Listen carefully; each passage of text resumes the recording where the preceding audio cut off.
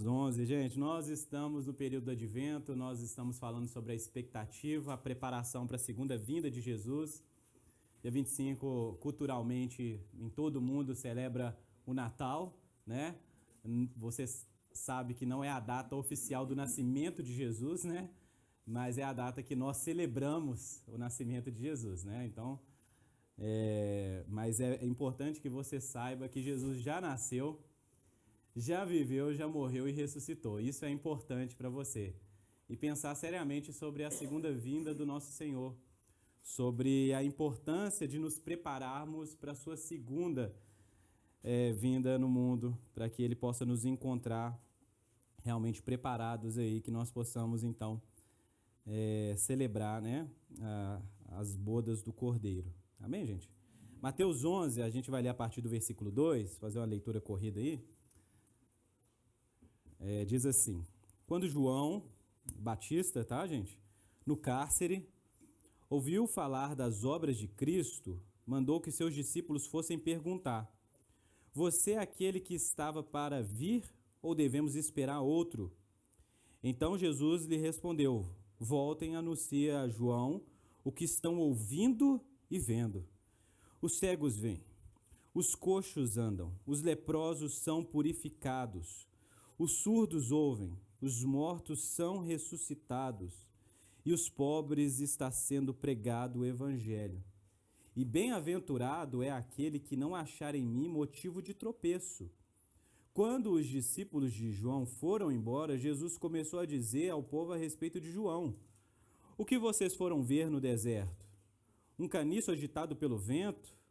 O que vocês foram ver? Um homem vestido de roupas finas? Os que vestem roupas finas moram no palácios reais. Sim, o que foram ver? Um profeta? Sim, eu lhes digo, e muito mais do que um profeta. Este é aquele de quem está escrito: eis que envio adiante de você o meu mensageiro, que preparará o caminho diante de vocês.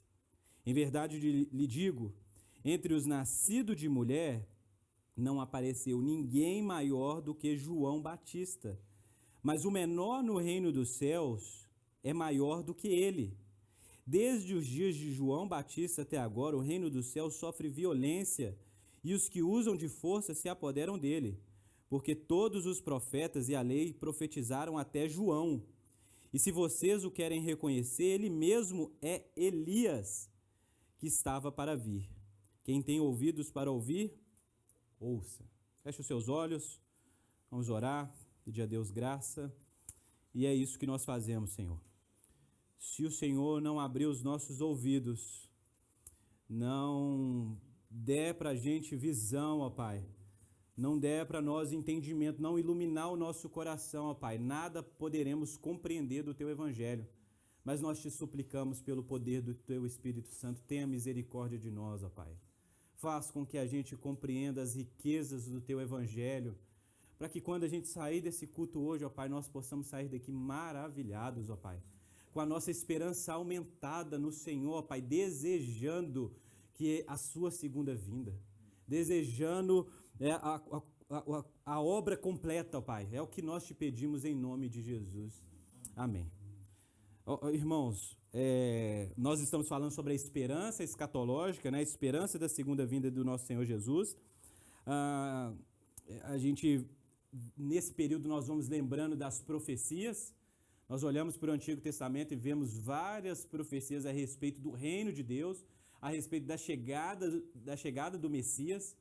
Nós olhamos para esses textos, nós olhamos para os Salmos, e percebemos a linguagem que vai nos cativando, que vai nos direcionando a um louvor, mas um louvor de expectativa, um louvor de clamor. Vem o reino de Deus, vem o dia do Senhor.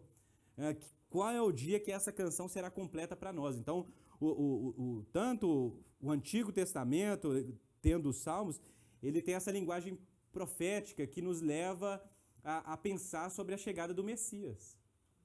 E o que nós estamos lendo aqui no Novo Testamento, em Mateus, é que João, ele é esse profeta também. João, ele marca uma geração de profetas, ok? Então, qual que era o trabalho do profeta no Antigo Testamento? Era falar em nome de Deus ao povo, ser uma espécie de intermediador. Então, Deus dava a palavra ao profeta e o profeta, então, compartilhava essa palavra com o povo de Deus, com Israel, né? E esse profeta, ele tinha uma função no sistema israelita de, às vezes, aconselhar o rei, enfim, ele era mais do que uma pessoa que recebia uma mensagem aqui e transmitia. Ele tinha uma função ativa, uma presença junto ao governo de Israel.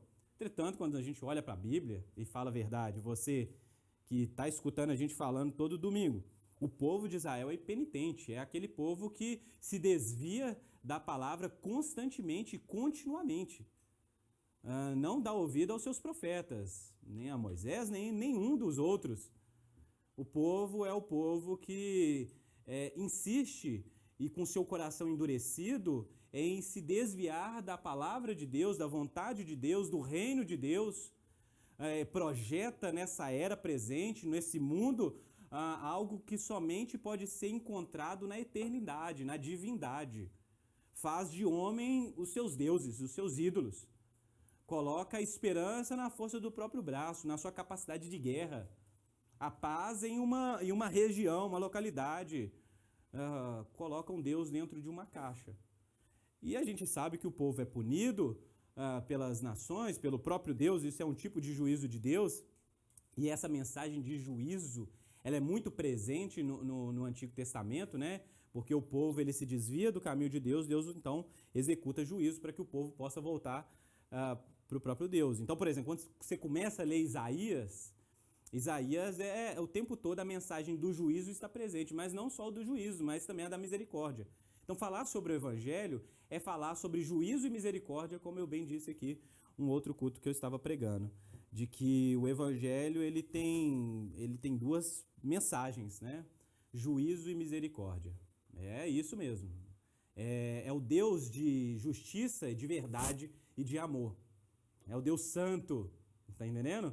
É o Deus soberano, é o único rei, é aquele que exige adoração de todos os seus discípulos, do seu povo. Então, nós temos aqui o texto de Mateus relatando a prisão, né, de João Batista. João Batista provavelmente já estava há algum tempo preso, havia sido preso, não sei se você sabe, ele não tinha um bom relacionamento com os governantes da sua época, principalmente da região ali onde ele pregava o evangelho, né? Não sei se você sabe, tanto pela parte de mãe quanto parte de pai, João Batista era de descendência de um povo sacerdote, que tinha uma primícia para poder servir no templo, né? Eu não vou entrar em detalhes aqui, mas na época que João pregava, havia 2 sumos sacerdotes em Jerusalém, Anás e Caifás, um absurdo. Um sumo sacerdote é um único sacerdote, não pode haver 2, mas havia um oficial e um não oficial que tinha mais respeito, era uma confusão. O João Batista poderia estar servindo no templo, mas ele é conhecido como aquele que está clamando no deserto, é a voz daquele que clama no deserto. João Batista executa sim um tipo de serviço sacerdotal, mas não no templo onde era devido, mas no deserto, convidando aqueles que se arrependiam dos seus pecados a serem batizados, confrontando o pecado do seu tempo. E a mensagem de João Batista, se você der uma volta aí para trás, por exemplo, Mateus 3.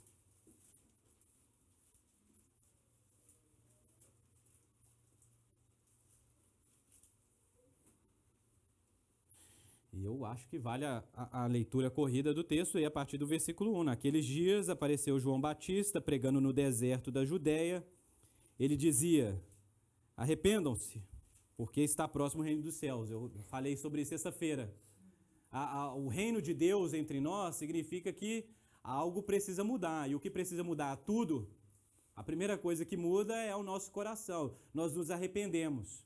Nós compreendemos que essa realidade, o nosso desejo, a nossa vida não condiz com aquilo que Deus espera e deseja de nós. É por isso que a Mará diz que quando ela compreendeu o evangelho, ela percebeu a miséria que ela estava. É isso. Você percebe, o reino de Deus chegou, quão miserável eu sou. Eu preciso me arrepender, eu preciso nascer de novo. Eu preciso que algo aconteça na minha vida. Arrependam-se. A mensagem de João Batista, arrependa, porque é chegado o reino dos céus. E João Batista sabia que ele tinha esse chamado específico para pregar o evangelho, para anunciar realmente que o reino de Deus havia chegado, né? Lembra que ele é um último de uma geração de profetas que está apontando para o Messias, para a chegada do reino de Deus. Versículo 3. Pois é João que se refere o que foi dito por meio do profeta Isaías. Voz do que clama no deserto, prepare o caminho do Senhor, endireite as suas veredas. Ou seja, ele tem essa função. João Batista, ele endireita o caminho, ele prepara o caminho para o Senhor, porque algo está acontecendo e a gente precisa se preparar. E João está preparando a chegada desse rei que vem, desse Messias que vem, do reino que vem. E o versículo 4 continua: João usava uma roupa feita de pelos de camelo e um cinto de couro. O seu alimento era gafanhoto e mel silvestre. Então os moradores de Jerusalém, de toda a Judéia e de toda a região em volta do Jordão iam até onde ele estava. E confessando os seus pecados, eram batizados por ele no rio Jordão. Quando João viu que muitos fariseus e saduceus vinham ao seu batismo, disse-lhes: raça de víboras, quem deu a entender que vocês podem fugir da ira que está por vir? Olha só, a mensagem é a mensagem de juízo, porque as pessoas estão se arrependendo. Entretanto, tem algumas pessoas que vêm até ele não com coração contrito, não com coração de arrependimento, mas como alguém que possui algum tipo de justiça. E eles encontram no profeta alguém que condena eles, raça de víboras. Vocês acham que vocês vão escapar do castigo que há de vir, do juízo? Versículo 8. Produzam frutos dignos de arrependimento. E não pensam que podem dizer uns aos outros: temos por pai Abraão, porque eu afirmo a vocês que Deus pode fazer com que destas pedras surjam filhos a Abraão. E isso aqui é um ponto central aqui que eu gostaria que você destacasse. Versículo 10. E o machado já está posto à raiz das árvores. Portanto, toda árvore que não produz bom fruto é cortada e lançada ao fogo. Eu batizo vocês com água para arrependimento, mas aquele que vem depois de mim é mais poderoso do que eu, do qual não sou digno de carregar a sandália. Ele os batizará com o Espírito Santo e com fogo. Então, olha, isso aqui é importante. Porque, olha só, João Batista está preparando o caminho para o Senhor. Ele sabe, porque ele leu Isaías, né? Que, inclusive, ele é o cumprimento da promessa de Isaías. É interessante. João Batista é o cumprimento de uma profecia. Interessantíssimo isso, né? Jesus diz que ele é o próprio Elias, né? Mas ele volta em Isaías e fala: não, Isaías que tem a ver comigo aqui. E ele está preparando o caminho. Como que ele prepara o caminho? Falando para as pessoas que elas devem se arrepender, que elas devem mudar de vida. Por quê? Porque o juízo está próximo. Porque quando você lê Isaías, é isso que está acontecendo. Se o povo não se arrepender, se o povo não mudar os seus caminhos, as suas virtudes, Deus irá encontrá-los em juízo. Deus irá encontrá-los em juízo. E isso é algo terrível. Então, João Batista está alertando esse povo que eles mudem os seus corações, que eles se arrependam, para que Deus não encontre juízo. Então, olha só, para João Batista, a ideia da chegada do reino de Deus tem a ver com juízo, tem a ver com isso, machado posto à raiz. Deus irá cortar a árvore, Deus irá derrubar essa árvore que não produz fruto. Então, João Batista está preparando o povo para esse momento, onde com o machado Deus irá cortar a árvore. Então perceba isso. O João Batista batiza com água para arrependimento, mas aquele que vem batiza com o Espírito Santo e com fogo. E eu sei, gente, que a gente já escutou muitas vezes que o batismo no Espírito Santo e com fogo é você ser cheio do fogo de Deus. Mas perceba a mensagem do juízo. A mensagem aqui é de condenação. Ou ele batiza com o Espírito Santo para salvação, e com fogo para quê? Para juízo. E eu sei que para você não faz sentido nenhum, mas eu Eu quero que você estude as Escrituras para que você seja uma pessoa consciente, você não seja levado pelo pensamento da nossa cultura. Porque o fogo nas Escrituras é juízo. Inclusive, em uma região costeira de Israel, era terrível quando pegava fogo nas planícies, porque quando vinha o vento do mar, o vento soprava esse fogo nessas planícies secas e o fogo ele queimava cada vez mais. O John Stott vai falar que quando esses fogos desses descampados secos se acendia, era difícil de apagar, semelhante à ira de Deus. Porque quando a ira de Deus, nos profetas, deixa isso bem claro, quando a ira de Deus se acendia sobre o povo, diante do povo de Israel, né, sobre o povo de Israel, Deus não terminava a sua ira até que tudo houvesse sido consumido. Então essa linguagem precisa estar diante de nós. Que o nosso Deus é um Deus santo. Entendeu? Se você pegar a linguagem de Hebreus, então, pega Hebreus capítulo 12 para você ver que nós não provamos ainda o que é um monte em chamas. Então, a linguagem aqui é justamente essa. Aquele que vem batiza com o Espírito Santo e com fogo. Com o Espírito Santo ele batiza o quê? Aqueles que vão sendo salvos. Ele mergulha, ele faz nascer da água do Espírito aqueles que vão sendo salvos. Entretanto, a sua chegada é juízo e misericórdia. Misericórdia para os que são salvos. Juízo para aqueles que permanecem impenitentes. Tá, Tiago, como assim? Lê o versículo seguinte, versículo 12. Ele tem a pá em suas mãos. Limpará a sua eira. Opa, esse negócio de limpar a sua eira é o quê? Juízo. Deus está limpando um povo, está limpando Israel, por isso que é preciso arrependimento. E recolherá o seu trigo no celeiro, porém queimará, faz sentido agora, com fogo, batizar com fogo? Porém queimará a palha num fogo que nunca se apaga. Esse é o que vem, esse é o que o profeta João Batista está anunciando, aquele que vem para batizar com o Espírito Santo, entretanto, ele também batizará com fogo. Esse é o texto que está diante de nós. Então, para João Batista, a chegada do reino de Deus implicaria juízo. João Batista ele estava preparado para o fim, entendeu? Ele estava preparado para o fim. Ele está falando, gente, se arrependa, porque vocês não sabem o fogo que vem, o juízo que vem, a destruição que vem. É isso. E agora tudo faz mais sentido quando a gente volta para o texto de Mateus capítulo 11. Porque João está preso no cárcere, ele está no cárcere, ouviu falar das obras de Cristo. E você lembra que João Batista está anunciando, ó, esse que vem, aquele que vem diante de mim, qual não sou digno de desatar as sandálias dos pés. Ou seja, João Batista já havia apontado para Jesus, o seu primo. E para ele, estava implícito que o quê? Que Jesus era esse que viria, que marcaria esse tempo de juízo de Deus sobre a terra. Entretanto, o que Jesus está fazendo na terra? Perdoando pecadores, curando pessoas. Ele não está executando juízo. E aí surge dúvida no coração de João Batista. Porque ele está esperando uma coisa e o que aparece diante dele é outra.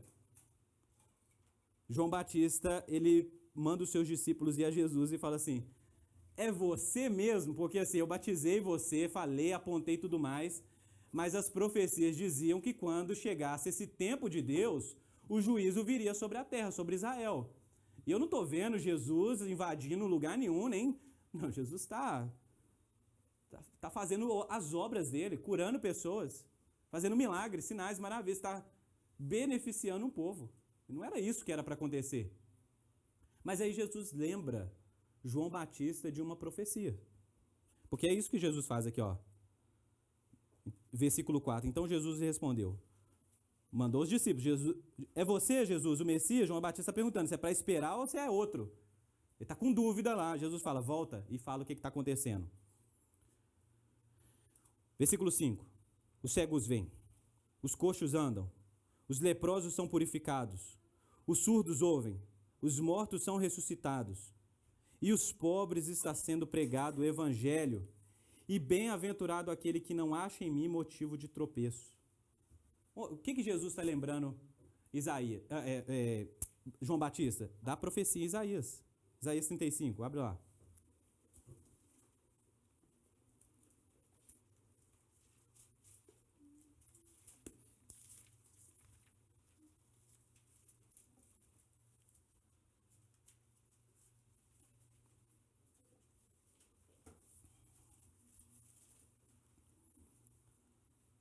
Isaías 35.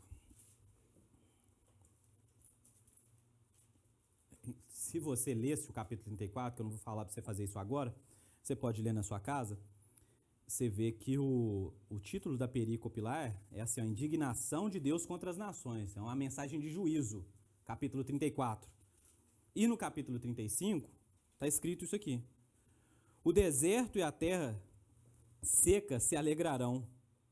O ermo exultará e florescerá com o narciso. O narciso, não sei como está na sua versão, é uma flor,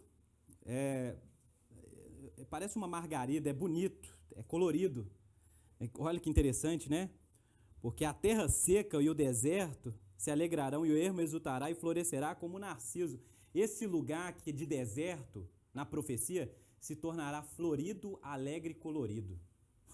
A profecia é essa. Versículo 2. Ele se cobrirá de flores, dará gritos de alegria e exultará. O deserto fará isso.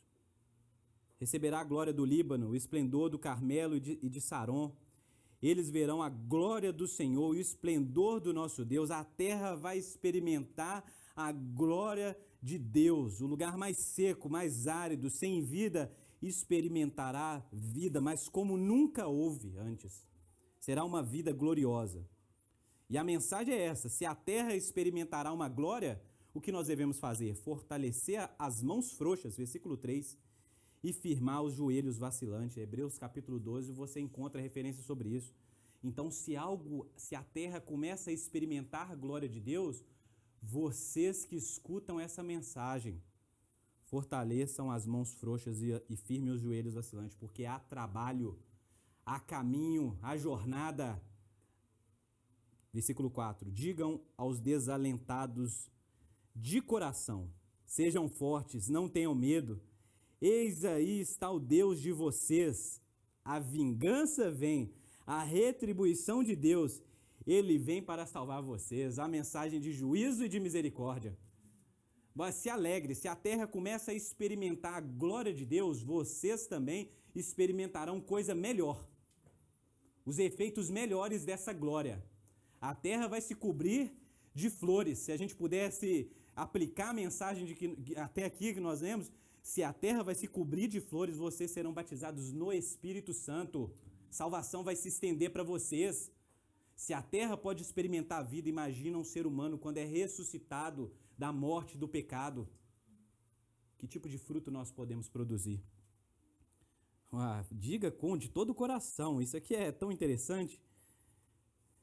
Diga de todo o coração, sejam fortes, não tenham medo. Diante do juízo de Deus, vocês que são agraciados, não tenham medo. Eis aí está o Deus de vocês, a vingança vem, a retribuição de Deus. Ele vem para salvar vocês, mas não sem antes executar juízo. Por isso se arrependam.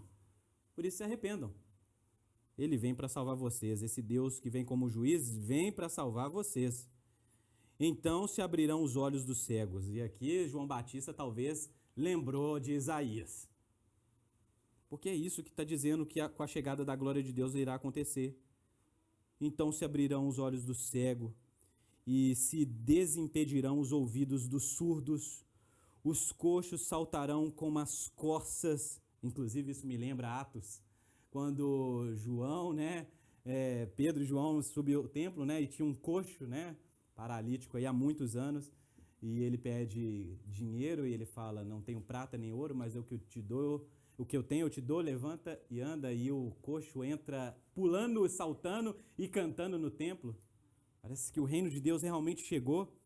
Versículo 6, os coxos saltarão como as corças e a língua dos mudos cantará, pois as águas arrebentarão no deserto e os ribeiros no ermo. Isso é interessante demais, porque rios nascendo no deserto, as águas, arrebentarão no deserto. Isso aqui, gente, é chuva. Eu não sei se você já viu, no deserto, inclusive no deserto, há alagamento. A gente viveu chuva aqui, eu estava vendo isso esses tempos. Quando chove no deserto, dependendo da região, porque o deserto é feito de areia e pedra, as regiões de pedra, quando elas recebem muita chuva, elas alagam. e formam várias piscinas no meio do deserto. É isso que a profecia está dizendo, que o deserto vai ser um lugar que a gente vai encontrar água. Rios vão nascer. Significa que essa água ela vem. Parece que algo vem sobre a terra, algo sobre o deserto. Parece que uma chuva tão grande que faz o deserto se tornar rio, faz aparecer piscinas, lagoas. Como seria isso? Versículo 7. A areia escaldante se transformará em lagos, e a terra seca em mananciais de águas, onde os chacais costumavam viver, crescerá a erva com canas e juncos. E ali haverá uma estrada, um caminho que será chamado de caminho santo. Isso me faz lembrar de que Jesus é o caminho. Ele é o caminho.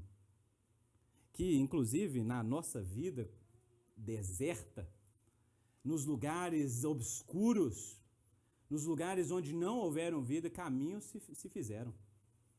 E nós estamos por lá, caminhando no caminho santo, em Jesus. Os impuros não passarão por ele, por isso que é necessário arrependimento, pois será somente para o povo de Deus. Não há como os impuros, os ímpios, os idólatras, os avarentos, aqueles que permaneceram contra Deus, caminharem por esse caminho. Por isso eles precisam se arrepender. Quem passar por esse caminho, olha só, quem passar por esse caminho, não são os impuros, são aqueles que foram purificados, aqueles que foram lavados pelas águas. Quem passar por esse caminho, mesmo que seja um tolo, não se perderá. Isso aqui é interessante. Porque isso me faz pensar na graça de Deus sustentando o mais tolo entre nós. Você está entendendo? Por mais que você fale assim, eu não tenho o conhecimento, a sabedoria, eu não li todas as escrituras, eu não conheço toda a mensagem. Entretanto, se você foi chamado, escolhido, remido, colocado nesse caminho, por mais que tolo que pareça ser, você não se perderá. Você não se perderá. Deus é o responsável por fazer você continuar firme nesse caminho. Por mais inútil que você ache que você seja, a graça de Deus vai nos sustentar. Aí você fala assim, não, mas eu estou me sentindo burro. Não tem problema. Eu também me sinto, muitas vezes, tolo. Meu Deus, como assim? Não, Deus nos sustenta, a obra dele é completa. Versículo 9. Ali não haverá leão, nenhum animal feroz passará por ele, nem será encontrado nele, mas os remidos andarão por esse caminho. Os resgatados do Senhor voltarão e virão a Sião com cânticos de júbilo. Alegria eterna coroará a sua cabeça. Ficarão tomados de júbilo e alegria, e deles fugirão a tristeza e o gemido. Quando Jesus faz a referência e fala para os discípulos darem testemunho para João daquilo que eles estavam vendo e ouvindo, quando eles percebem que Jesus está realizando as obras que fazem referência a tantos textos do Antigo Testamento, principalmente Isaías 35, esse é o consolo que João precisa. Que João calculou errado. O cálculo de João foi errado. Ele pensou que era imediatamente o juízo de Deus, o fogo, o machado. Ele calculou errado. Ele pensou que era assim, Jesus ia vir, ele aponta para Jesus, esse e aquele é o Cordeiro de Deus que tira o pecado do mundo, é esse que batiza com o Espírito Santo com fogo, machado. Ele pensa essas coisas, ele acha que é imediatamente. Que ele esperou até ali, mas agora apareceu, o Messias apareceu. É agora que vai acontecer essas coisas e Jesus parece demorar. E aí entra de novo aquela questão que eu tenho falado. Às vezes a esperança parece demorada, certo? Às vezes a segunda vinda de Cristo parece demorada. Parece que Jesus não volta. Porque já faz 2000 anos e Jesus não voltou ainda. Jesus não voltou ainda. E a nossa esperança vai se tornando tormento, vai se tornando aflição. Deus, será que você não vê os males desse mundo, as guerras, as doenças, a sociedade se corrompendo? os ímpios tomando o poder. Será que você não vê essas coisas acontecer? É como se a gente estivesse falando para Deus, você está demorando. Será que agora, será que a gente ainda tem que ter esperança ou vai acontecer alguma coisa ainda? E é como se Jesus nos dissesse hoje, mais uma vez, olhem para aquilo que eu estou realizando ao longo desses 2000 anos. Os sinais não são sinais, e aqui a gente poderia aumentar essa lista de sinais, né? De curas e proclamação do evangelho aos pobres. A gente poderia aumentar o que Deus tem feito ao longo da história da igreja, da história da redenção. O que Jesus está dizendo é o seguinte: olhe para aquilo que eu estou fazendo. Cada uma dessas coisas que eu faço é um sinal que anuncia que o reino de Deus chegou. E se o reino de Deus chegou, em breve, sejam pacientes, tenham esperança, não tenham medo, não temam. É isso que nós lemos aqui essa manhã, irmãos. Não tema, não seja tomado por ansiedade. Se ele ainda não rasgou os céus pela segunda vez, é porque nós precisamos fortalecer os nossos joelhos, as nossas mãos. Há trabalho a ser feito. Enquanto nós fazemos o trabalho de Deus, enquanto os sinais, as maravilhas, os prodígios, os milagres, a pregação do evangelho é estendida às pessoas, enquanto nós vamos fazendo isso, isso é um sinal claro de que o reino de Deus chegou. Ele está perdoando pessoas, ele está alcançando aqueles que necessitam, ele está trazendo o seu povo para o caminho santo, ele está fazendo o deserto florescer, os lugares de trevas experimentarem a luz do Senhor. Enquanto nós proclamamos e clamamos, vem Jesus, nós trabalhamos. Nós damos testemunho do reino de Deus, nós guardamos com esperança, nós cantamos os louvores, porque nós sabemos que nós vivemos nessa realidade do já ainda não. Já esperamos o reino de Deus, já experimentamos o reino de Deus. Muitos entre nós já estão sendo curados, corações estão sendo transformados, pessoas entre nós estão sendo batizadas no Espírito, nasceram de novo. Aquela pessoa que a gente falou assim, não, essa pessoa, ela nunca vai crer no Evangelho, ela nunca vai ser um cristão, ela nunca vai amar Jesus, essas pessoas estão se convertendo. Isso é um milagre muito maior do que um coxo andar e saltar. É quando um coração de pedra se transforma num coração de carne. Quando alguém que odiava a Deus e se desviava da vontade de Deus passa a amar e desejar a vontade de Deus. Quando alguém que adorava os ídolos, os deuses pagãos, olham para Jesus e falam somente ao Cordeiro que é digno de honra, louvor e glória. O que tem a ver Isaías, João Batista e Elias? Porque isso é algo que a gente deveria olhar para esse texto de Mateus e pensar. O que tem a ver João Batista, como o último profeta, Elias e Isaías? Porque Jesus diz que João Batista é Elias. João Batista se identifica com o cumprimento da promessa em Isaías, com a profecia em Isaías. Não só uma.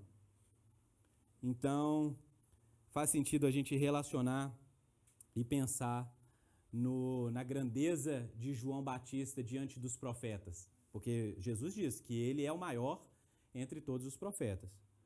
O Isaías, né, o nome dele significa isso, Jeová salvou, Deus salvou, Yahvé salvou. É isso que o nome de Isaías significa. Teve 2 filhos. Isso aqui é interessante, porque a gente às vezes passa corrido pelo Antigo Testamento e não percebe isso. Lá Isaías 8,3 diz que o nome de um dos filhos de Isaías, ele teve 2, chama Sear-Jazub, que quer dizer o resto voltarão. Uma profecia clara de que aqueles que foram dispersos pelo mundo do povo de Israel voltarão. Um dos nomes dos seus filhos é esse. O resto voltarão, os restos voltarão. O outro filho seu que chama Marsalá Hasbar, que quer dizer apressa e tira os despojos, parece fazer uma referência a esse Deus que veio e julgou, e agora só há despojos para ser retirado dos campos. Deus irá resgatar, atrair um povo, mas não sem essa guerra, nem sem esse juízo. e parece que o povo de Deus está envolvido nos seus despojos. E quando João Batista se identifica com uma dessas profecias, parece que ele também anuncia isso. Deus está atraindo aqueles que estavam dispersos, ajuntando aqueles que estavam por todo o mundo. Parece que é isso que está acontecendo. O Elias, né, que diz que o nome dele é meu Deus, é Yahvé, né, ou Yahuwê, né, é esse que é como João Batista, que tinha como um dos seus oponentes, né, Jezabel, que perseguiu Elias. É o tempo que Elias vive. Se você olhar para o profeta Elias, ele é esse cara que está ali também como um tipo de João, ou João é um tipo de Elias. E é isso que Jesus vai dizer, que Elias vem. Malaquias capítulo 3, se você ler aí, versículo 1 e em diante, vai dizer que antes de o reino de Deus chegar, antes dos últimos tempos, antes do tempo de Deus chegar, Elias voltaria e anunciaria essa chegada de Jesus. Não de Jesus, né? Mas do Messias. E é isso que está acontecendo. João Batista é um como Elias, é um como Isaías, ele é um como os profetas. Mas ele é maior não pelo fato de fazer coisas mais extraordinárias. Afinal de contas, nós não temos nenhum escrito de João Batista. Grandes milagres de João Batista. Onde está a grandeza de João Batista? No fato de que ele está mais próximo de Jesus, de que ele viu o Messias. Enquanto todos os outros apontavam para alguém que eles não viram o cumprimento das profecias, das promessas, João Batista vê, percebe, toca, batiza o ungido de Deus. E essa é a grandeza de um homem está na sua proximidade com Jesus. E é por isso que o texto de Mateus diz que o menor no reino de Deus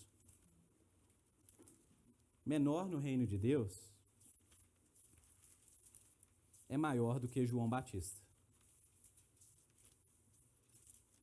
O menor no reino de Deus é maior do que João Batista. Você tem uma grandeza que não é sua, mas ela está pelo fato de que você não somente está percebendo, viu, experimentou o cumprimento de várias das profecias, das promessas de Deus. A nossa grandeza está nisso. Nós experimentamos aquilo que nem o próprio João Batista experimentou, o Espírito em nós. A purificação dos nossos pecados. O perdão, a justificação, a adoção como filhos. O menor no reino de Deus. O menor no reino de Deus. Falar sobre a segunda vinda de Jesus é dizer para as pessoas que elas podem experimentar a glória, a graça de serem salvas, de nascerem da água e do Espírito, de serem adotados como filho de Deus. Isso é ser maior, isso é experimentar de um privilégio maior do que o dos profetas. É a nova aliança. É a aliança que é feita no sangue e no corpo de Jesus. Tá vendo? É a nova aliança.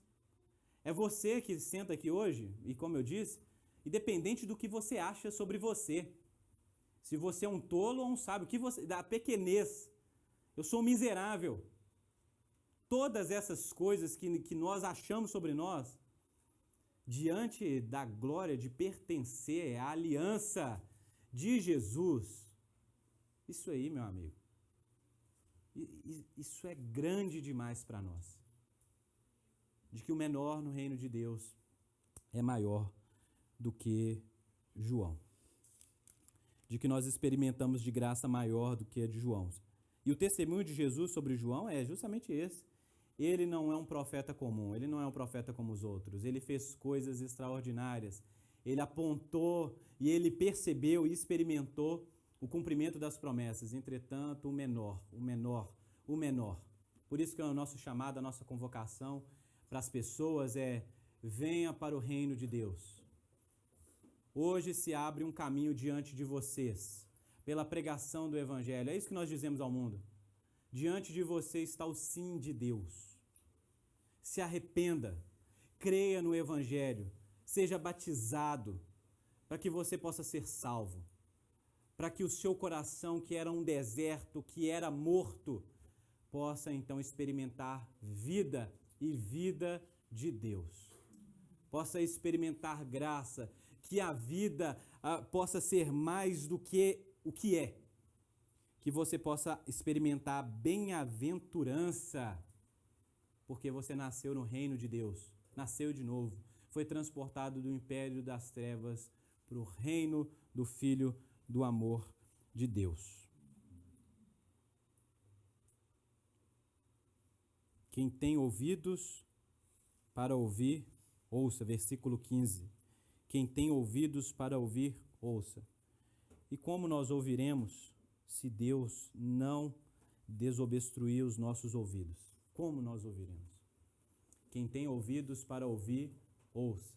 Que clamemos essa manhã para que Deus nos dê ouvido para ouvir, olhos para ver, porque o reino de Deus chegou. O reino de Deus chegou, meus irmãos. Isso significa que as histórias podem ser diferentes, que pessoas próximas a nós podem ser salvas, que elas podem vir dos lugares mais distantes, dos dispersos, e serem ajuntadas em Jesus, o nosso Monte Sião. Em Jesus, esse centro do culto cristão, Jesus, o Salvador, o Messias, aquele que é o cumprimento de todas as profecias, aquele a qual toda a lei, os escritos, os profetas dão testemunho, assim como os irmãos no caminho de Emaús, que o nosso coração possa ser aquecido enquanto Jesus fala, e Ele ainda fala. Que a nossa esperança possa se manter viva e que nós não desanimamos. Porque parece que demora, mas que nós possamos estar atentos ao nosso Deus, que não nos deixou órfãos, que não nos deixou sós. Ele está realizando a sua obra entre nós. Amém?